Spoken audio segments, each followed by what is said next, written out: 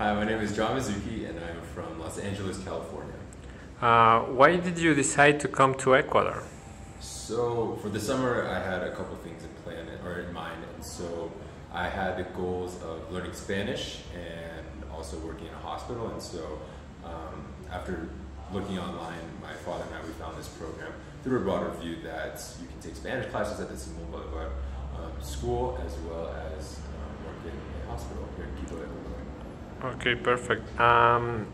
What was the most surprising thing you experienced during your time in Ecuador?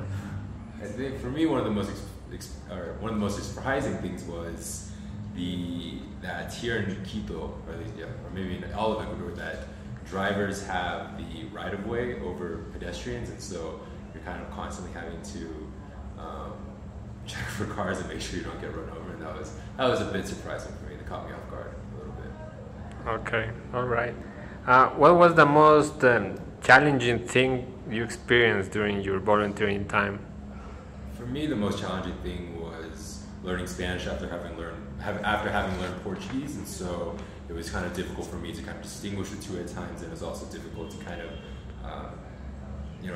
there are a lot of similarities between the two languages, but it was difficult to kind of, this is Portuguese and this is Spanish, and that was a bit difficult. All right.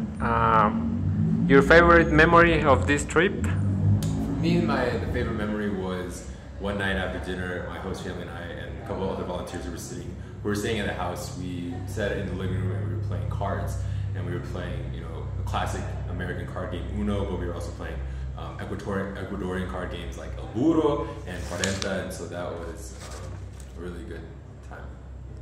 Fun time. Any tips for future volunteers? One thing is to make sure that you know what the weather's going to be like. I didn't know that it would be kind of winter here, so I didn't bring as many warm clothes as I probably should have. But so make sure you know what the weather's going to be like when you come to Quito. But also, just come with an open mind and an open heart, and kind of just be flexible and don't have too high expectations, just because any expectations that you set won't ever be met, because this experience will be unlike anything you've ever done before. Okay, all right. Thank you so much, John.